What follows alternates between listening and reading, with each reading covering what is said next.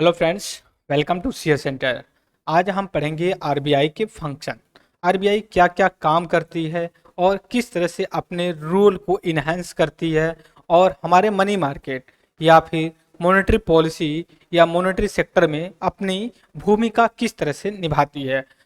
Monetary policy का मतलब मौद्रिक नीति या बोल सकती हो कि मतलब जो फाइनेंस या वित्त से रिलेटेड कि मार्केट या बाजार में कितनी तरलता, कितनी पूंजी है या कितनी रहनी चाहिए, कम होती तो क्या करती है, ज़्यादा होता है तो क्या करता है। और इसी के साथ हम आज डिस्कस करेंगे पूरे डिटेल में कि आरबीआई का वास्तव में काम क्या होता है। जिस तरह से हम हमेशा कहते हैं कि देश की केंद्रीय बैंक, सेंट्रल बैंक, तो सेंट्रल बैंक जो इंडिया की है वो रिजर्व बैंक ऑफ इंडिया है। रिजर्व बैंक ऑफ इंडिया, जो भारतीय रिजर्व बैंक बोलते हैं हिंदी में। इसका इस्टेब्लिशमेंट ब्रिटिश समय से ही होता है। 1949 में इसका नेशनलाइज कर दिया जाता है और कंप्लीटली गवर्नमेंट ऑफ इंडिया या फिर स्टेट्स का पूरा शेयर अंदर अपने ले लेती है और तब से ये गवर्नमेंट ऑफ इंडिया और राज्य सरकार के लिए काम करने लगती है।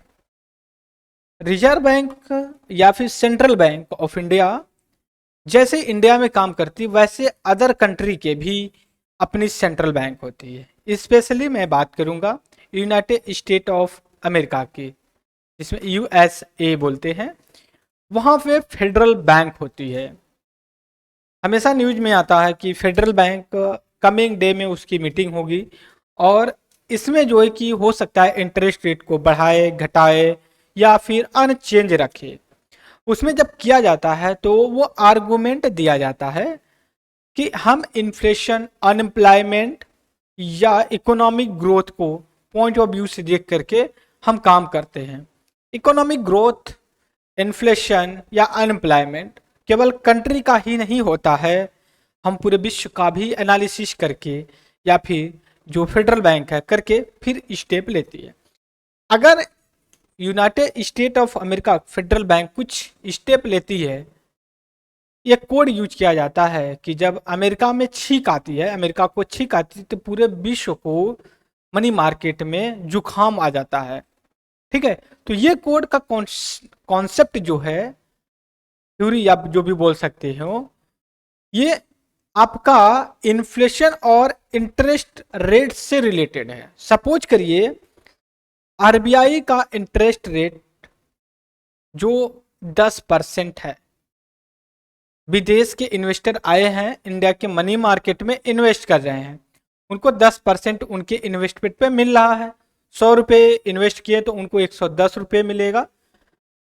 लेकिन अमेरिका के जो फेडरल बैंक है उसने क्या किया, 5% प्लस मतलब 15% इंटरेस्ट रेट दे दिया। जैसे कि आप कहीं किसी को लोन देते हैं तो वो आपको 15% ब्याज के हिसाब से देगा, तो इंडिया से तो ज़्यादा वहाँ पे ब्याज मिलेगा प्राइवेट सेक्टर को। तो प्राइवेट वाले भारत से अपना इन्वेस्टमेंट निकाल करके ले जाएंगे अमेरिका में, लोगों को लोन देने लगेंगे। क्यों? क्योंकि उनको 5% इंडिया से ज़्यादा मिला अमेरिका में। और इससे क्या होगा, भारत में विदेशी पूंजी, फॉरेन करेंसी की शॉर्टेज हो जाएगी, स्पेशली डॉलर की जब बात करते हैं। क्यों? क्योंकि वो निकल करके अमेरिका, जिसको क्राउड आउटिंग इकोनॉमिक टर्म में यूज किया है। क्राउड आउटिंग, क्राउड का मतलब भीड़, आउटिंग का मतलब बाहर जाना, भीड़ का बाहर जाना। यूपीएससी ने सवाल भी पूछा, the meaning of the crowd outing in context of the Indian money market. यहाँ पे जो हम आरबीआई के बारे में पढ़ेंगे कि क्या क्या है, कैसे काम करती, जैसे हल्का समय यहाँ पे देखूंगा, बाकी फिर डिटेल में चलेंगे देखेंगे। लैंडर लास्ट रिशोर्ट, सपोज करिए कोई बैंक, मान लीजिए एसबीआई है, ये पैसे लोगों को देती है। क्या एसबीआई के पास भी कभी पैसे की कमी होती है? तो आप हाँ या ना में बोलते हैं, बोलेंगे कि हाँ होती होगी, ऐसा थोड़ी कि नहीं होगी। तो बैंक कहाँ से, SBI state bank of India, ये कहाँ से लोन लेगी या फिर कहाँ से पैसा लेगी इन्वेस्टमेंट करने के लिए या बिजनेस करने के लिए? तो इसके पास अगर कहीं से नहीं मिला तो ये आरबीआई के पास जाएगी कहेगी सर ऐसा है कि आप हमें कुछ पैसे दे दीजिए कुछ दिन के लिए, हम आपको ब्याज देंगे। तो आरबीआई कहेगा ठीक है, क्या क्या दिक्कत है, क्यों ले रहे हो, तो सारा डिटेल बताएंगे, कुछ डॉक्यूमेंट्स वगैरह रखेंगे, और फिर उसके बाद जो है कि लोन आरबीआई स्टेट बैंक को दे देगी। तो इसलिए कहा जाता है लैंडर ऑफ लास्ट रिसोर्ट। बात समझ गए। दूसरा, कस्टोडियन ऑफ फॉरेन रिजर्व या फॉरेन एक्सचेंज। डॉलर है, येन है, यूरो है, पाउंड है, इन सब में जब हम ट्रेड करते हैं, या फिर हम जैसे मान लिए शेयर सेंटर दिल्ली का कोई डेलीगेशन जाता है अमेरिका में कोई बात करने, तो जो उसको खर्च होगा वो खर्च तो इंडियन रुपीज में करेगा नहीं अमेरिका में जाके, लेकिन उनके पास इंडियन रुपीज है, वो क्या करेंगे एयरपोर्ट में ही जाएंगे अपना डॉलर में एक्सचेंज कर। जो ये एक्सचेंज होगा कितना डॉलर चाहिए, कैसे चाहिए, कौन देगा, कहां से निकलेगा, ये आरबीआई कहेगी अच्छा इतना लोग गए इतने लिए, तो ठीक है हम इतना डॉलर दे दे रहे हैं, उसके बदले हमें रुपया आ जा रही। तो जो फॉरेन एक्सचेंज होता है या फॉरेन जो रिजर्व होता है, हम पढ़ेंगे आगे क्या क्या होता है फॉरेन या फॉरेक्स रिजर्व के रूप में। तो जो अब एक्सचेंज करते हैं किसी एक कंट्री का, कुछ इंडिया में आता है या इंडिया के लोग बाहर जाते हैं, जो पैसे का बदलाव करते हैं ना कि रुपी का डॉलर में, फिर या रुपी का जो कि पाउंड में, या फिर रुपी का यूरो में, तो जो एक्सचेंज होता है पैसा वो आरबीआई का ही एक एजेंट के या फिर आरबीआई के ही देख रेख में वो चीज होती है। नेक्स्ट में देखेंगे बैंकर टू गवर्नमेंट। यहां गवर्नमेंट इससे कॉन्टेक्स्ट है government of India plus states government. ठीक है, ये स्टेट गवर्नमेंट और गवर्नमेंट ऑफ इंडिया दोनों का बैंकर होती है, उनका पैसा वगैरह डिपॉजिट करके रखते हैं। जैसे होता है गांव, हम घर पे होते हैं अपना पैसा दादाजी के पास रखते हैं या बड़े पिताजी के पास है, पापा के पास, तो कोई हमारा होता है ना ये कि हम उस पर ट्रस्ट करते हैं और हमें विश्वास है कि वो हमारा घालमेल नहीं करेगा। तो हम बैंक जो है कि गवर्नमेंट का भी बैंक होती है और गवर्नमेंट को मनी मार्केट या पैसे की लेन देन में सलाह भी देता है कि आप इस हिसाब से काम करिए, इतना पैसा खर्च करिए, यहाँ पे खर्च करिए, यहाँ पे मत खर्च करिए। तो इस हिसाब से सेंट्रल गवर्नमेंट और स्टेट गवर्नमेंट दोनों का होता है। इसके बाद ये इशू करता है क्या, नोट, 500 की, 1000 की, 2 रुपए की, 5 रुपए की, 10 रुपए की, 20 रुपए की, 50 रुपए की, ये नोट पब्लिश करता है। लेकिन यहां पे देखिए कॉइन का वर्ड नहीं दिया गया है, कॉइन क्यों, क्योंकि कॉइन जो होती है ये गवर्नमेंट ऑफ इंडिया करती है। आप समझ गए। 1 रुपए की नोट, 1 रुपए की नोट प्लस कॉइन, कॉइन चाहे 50 पैसे की, हालांकि 50 पैसे अब चल नहीं रहा है, चाहे 100 रुपए की, 200, 1000 की कॉइन हो, सिक्का, वो गवर्नमेंट ऑफ इंडिया करती है। और इस पे जो फाइनेंस सेक्रेटरी होते हैं उनका सिग्नेचर होता है, ना कि वित्त मंत्री का नहीं। लेकिन जब आरबीआई नोट 1 रुपए की, 2 रुपए, 5 रुपए जो इशू करती है, 1 रुपए की नहीं करती है, तो उस पे आरबीआई का जो गवर्नर होता है उसका इस पे जो है कि सिग्नेचर होता है। इसके बाद एक सेकेंड, यहां पे जब देखेंगे आप तो आरबीआई का कुछ और फंक्शन दिया गया, हालांकि मैं बस हेडलाइन जो है कि काम कर रहा हूं, अभी हम डिटेल में डिस्कस करेंगे।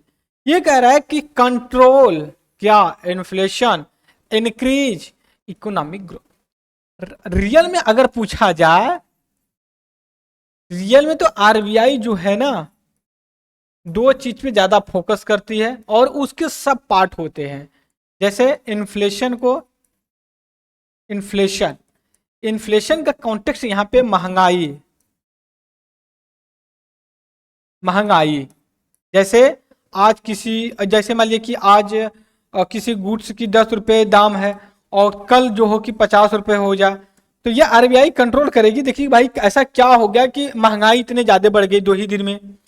और इसके बाद दूसरा जो काम है इकोनॉमिक ग्रोथ, हमने इकोनॉमिक ग्रोथ एंड डेवलपमेंट पे भी बात किया था इकोनॉमिक ग्रोथ जो है आपकी कैसे काम करेगी, क्या करना चाहिए, ये जो है कि आरबीआई का ये दूसरा जो कि ऑब्जेक्टिव होता है। पहला ऑब्जेक्टिव क्या है, इन्फ्लेशन को कंट्रोल करना, देखना, और इन्फ्लेशन और इकोनॉमी ग्रोथ, मैं यहां पे कलर चेंज करके मार्क करूंगा, इन्फ्लेशन और इकोनॉमिक ग्रोथ ये दोनों एक दूसरे से रिलेटेड हैं।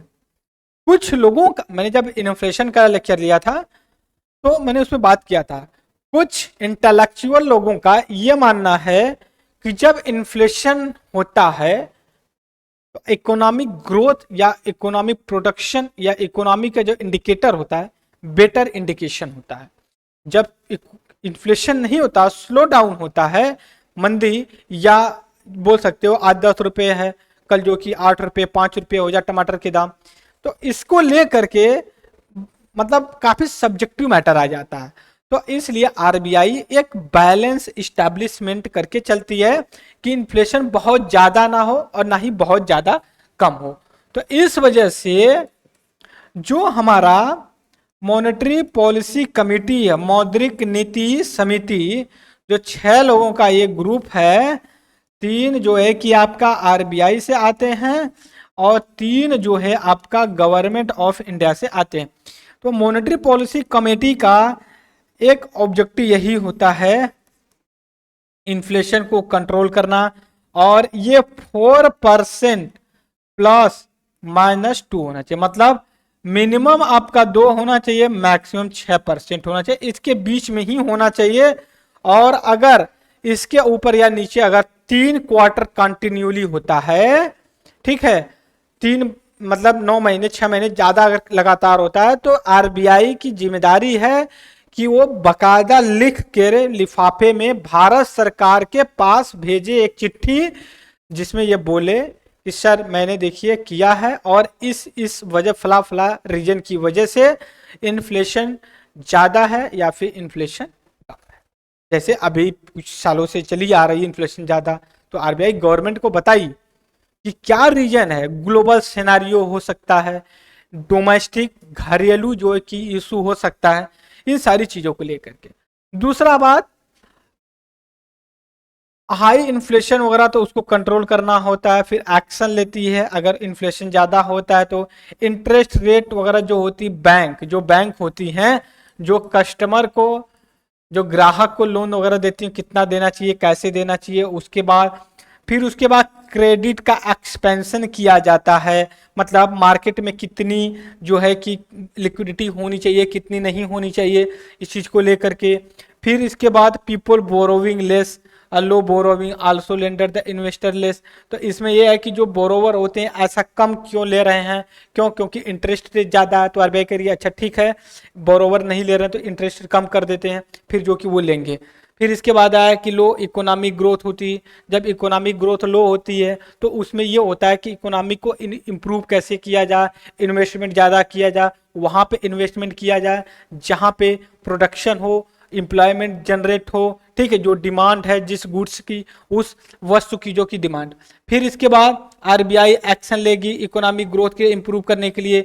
फिर इसके बाद जो क्रेडिट है, जो इंटरेस्ट रेट है उसको कम करेगी, कहेगी ज़्यादा से ज़्यादा इस सेक्टर में इन्वेस्टमेंट करिए, और आप इस सेक्टर में अगर इन्वेस्टमेंट करते हैं तो आपको जो है कि ज़्यादा हम इंटरेस्ट रेट पे नहीं देंगे, कम इंटरेस्ट रेट पे ब्याज दर पे देंगे। फिर उसके बाद ट्रिगरिंग द डिमांड, ऐसा कुछ करिए जो से डिमांड बढ़े, मांग बढ़े कुछ ही वस्तु की, और उसी चीज की जब मांग करें, मांग कैसे बढ़ेगी, जब लोगों के पास जो पैसे आएंगे तो वो ज्यादा वस्तु खरीदेंगे, ज्यादा चीजों को जो कि अपने पास कंज्यूम करने के लिए लेंगे। फिर उसके बाद फिर ये जो कि जब कंज्यूम करेंगे फिर जो महंगाई बढ़ेगी, तो इकोनॉमिक जब इन्फ्लेशन जब ग्रो करेगा तो हमारी इकोनॉमिक भी ग्रोथ करेगी। उसके बाद जो आता है RBI against the takes action curb the inflation, फिर इसके बाद इन्फ्लेशन को कंट्रोल करने के लिए। अब देखिए हाई इन्फ्लेशन होता है, फिर यहाँ पे हाई इन्फ्लेशन होता है, इंक्रीज होता है, गवर्नमेंट क्या क्या करते, तो ये हमने हल्का सा इंट्रोडक्शन किया। फिर अब हम आते हैं नेक्स्ट लेयर पे, देखते हैं कि आरबीआई के और क्या क्या फंक्शंस हैं। यहाँ पे जो फंक्शंस हैं दोस्तों आप देखेंगे, पहली बात ये बैंक जो है कि इशू करती है, क्या इशू करती है, नोट इशू करती है।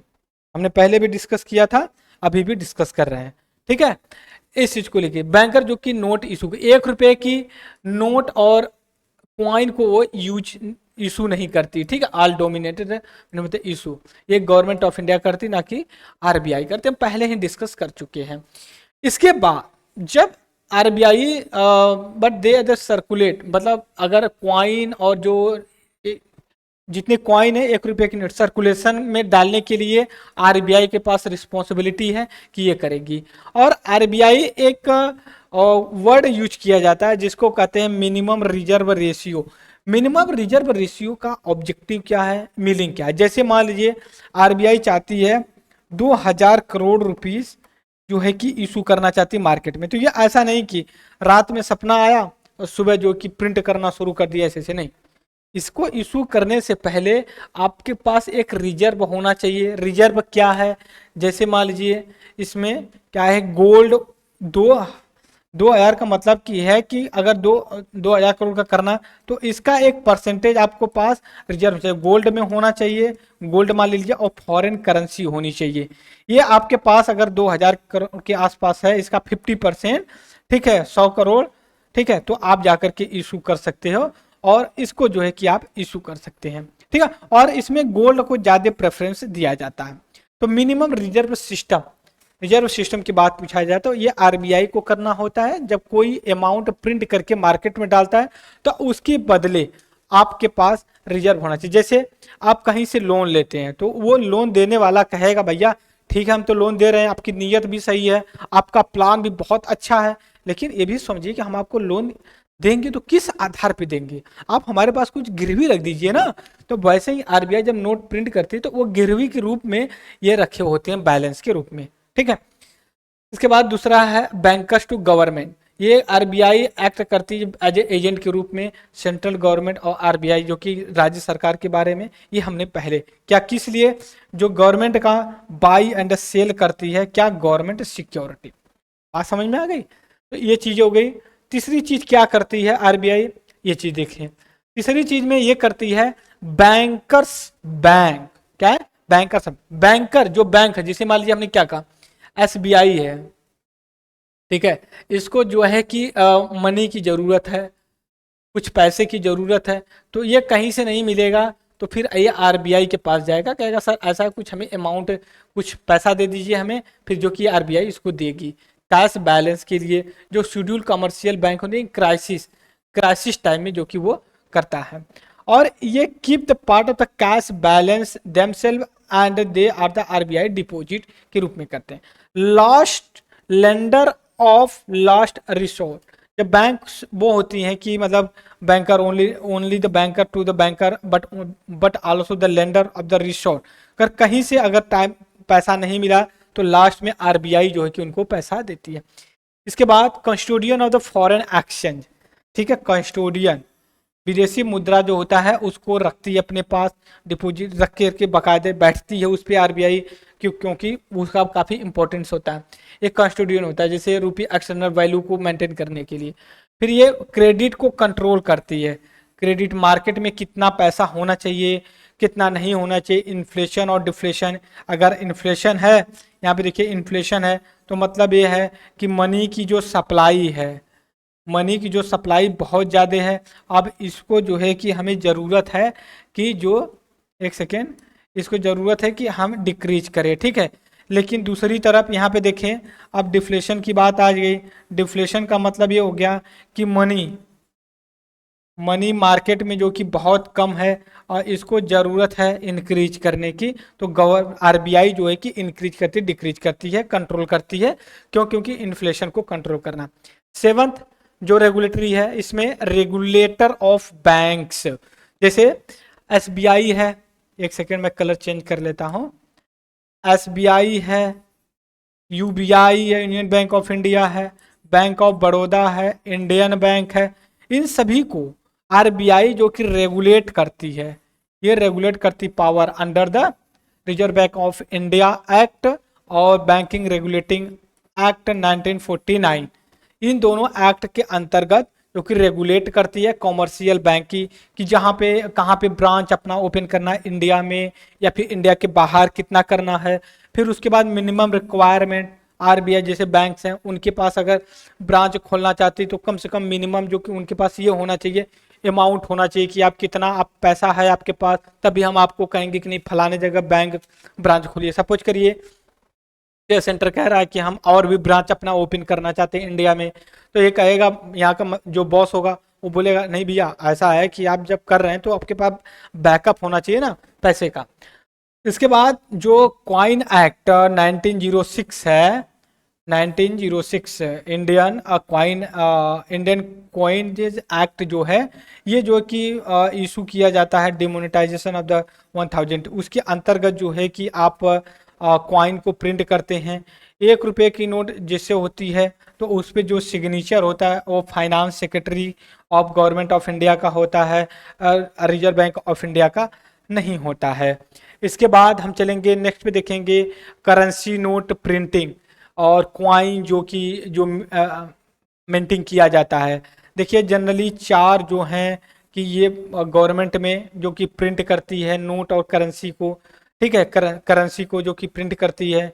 इसमें जो होता है 2 गवर्नमेंट ऑफ इंडिया का अपना होता है और 2 इसमें रिजर्व बैंक ऑफ इंडिया के द्वारा किया जाता है, ठीक है। तो हमारे लिए ये इंपॉर्टेंट था, 4 माइंड कॉइन हो गया। फिर इसके बाद अगर हम नेक्स्ट पे चलते हैं, बैंक की लायबिलिटी और असेट क्या होता है इसके बारे में हम डिस्कस कर लेंगे, ठीक है। यहाँ पे हम आज डिस्कस कर लेते हैं, फिर नेक्स्ट लेक्चर पे मनी एंड मनी पॉलिसी या मॉनेटरी पॉलिसी के बारे में डिस्कस करेंगे। अब यहाँ पे जो वर्ड दिया गया है, क्या दिया गया है, लायबिलिटी ऑफ बैंक। जनरली देखिए कि एक कोई मतलब मूवी है वरुण धवन की, उसमें वर्ड यूज किया जा, शायद बद्रीनाथ मूवी है, तो उसमें कहा जाता है कि जो गर्ल्स होती हैं वो लायबिलिटी होती हैं और बॉयज जो होते हैं वो आपका असेट होते हैं। जैसे यहाँ पे गर्ल्स और बॉय का मैं एग्जांपल ले रहा हूँ, ठीक है। असेट असेट के रूप में और लाइबिलिटी लाइबिलिटी के रूप में मैं कर रहा हूँ। जो असेट होते हैं आप बॉयज को मान लीजिए और जो लाइबिलिटी होती हैं वो GIRL गर्ल्स को मान लीजिए। मानना नहीं है, ये होता है। गर्ल्स बॉयज क्या हैं, ब्याज क्या है भैया, शादी होगी 50 लाख रुपए मिलेगा, फिर लड़का नौकरी करेगा 1 लाख रुपए की, तो घर पे जो कि पैसा आएगा साल में 10 लाख रुपए बचेंगे। लेकिन गर्ल्स क्या है, उसको पढ़ा लिखा लिए, शादी के लिए 50 लाख रुपए चाहिए, फिर इसके बाद अगर ये जॉब करने लगी तो अपने ससुराल चले जाएंगे। तो फिर मतलब क्या है कि इनको भैया पढ़ाओ लिखाओ मत, बस चूल्हा चौका करवाओ, क्योंकि ये तो लायबिलिटी है इनके, पढ़ाई लिखाई पे भी खर्चा करो और उसके बाद पता चले शादी के लिए भी खर्चा करो और उसके बाद बचा खुचा लेकर के चल देंगी। तो ये चीजें होगी लायबिलिटी और असेट के बारे में हम बात करेंगे। अब जो बैंक का लायबिलिटी है, लायबिलिटी मतलब देना है रिटर्न, तो 2-3 तरह की होती है। एक डिमांड लायबिलिटी होती है, एक टाइम लायबिलिटी होती है। डिमांड का मतलब जब भी मन किया तभी जो कि डिमांड करती है। टाइम का क्या होता है, एक टाइम फिक्स होता है कि फला फला टाइम पे हम जो है कि आपसे अपनी पैसा विड्रॉ करें। जैसे डिमांड डिपॉजिट होता है, फिक्स डिपॉजिट होता है। तो जो फिक्स डिपॉजिट होता है, अब बैंक को पता है कि 5 साल के बाद ये जो है कि ठीक है ये 10 लाख का जो कि डिपॉजिट जो किया गया है लिया जाएगा। तब तक बैंक क्या करेगी, ऐसा तो है अपने ताला में बंद करके रखेगी, उस पैसे का बिजनेस करेगी, ठीक है। तो बिजनेस करेगी। तो अब यहाँ पे देख लेते हैं डिमांड जो लायबिलिटी है वो क्या है।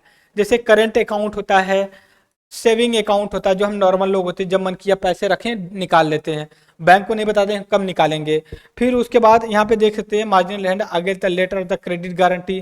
फिर उसके बाद ओवर ड्यू और फिक्स डिपॉजिट। जैसे मान लिया कि 5 साल का हमने FD करा। अब ऐसा नहीं कि जैसे घड़ी कैलेंडर लेके बैठे, जैसे 5 साल हुआ फिर हम अपना पासबुक लिए बैंक में गए दे दिए, ऐसा नहीं होता है, प्रोसेस होता है।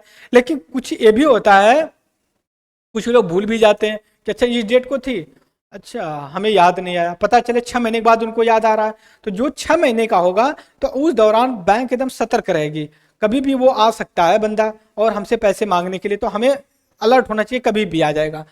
उसके बाद है कैश सर्टिफिकेट एमुलेशन डिपॉजिट जो होता है। फिर उसके बाद टेलीग्राफ ट्रांसफर होता है, ये मान लीजिए छोटा छोटा। डिमांड डिपॉजिट होता है, ड्राफ्ट होता है, डीडी जो बना के देते हैं ना, डाला गया फिर उसमें निकाल लिया गया। फिर इसके बाद और भी है, लेकिन टाइम लायबिलिटी के बारे में बात करते हैं। हमने कहा कि वैसा जो फिक्स हो टाइम के लिए, जैसे फिक्स डिपॉजिट होता है, कैश सर्टिफिकेट होता है, कुमुलेटिव एंड रिकरिंग डिपॉजिट होता है, टाइम लायबिलिटी पोर्शन होता है, ये सारी। गोल्ड डिपॉजिट होता है, कहते हैं ना कि गोल्ड जो सॉवरेन गोल्ड स्कीम चली हुई थी, ठीक है, तो उसको डिपॉजिट करेंगे 10 साल, 5 साल, 15 साल, 20-50 साल के लिए, तब आप जाएंगे। और अदर लायबिलिटी में क्या आता है हम इसको डिस्कस करेंगे।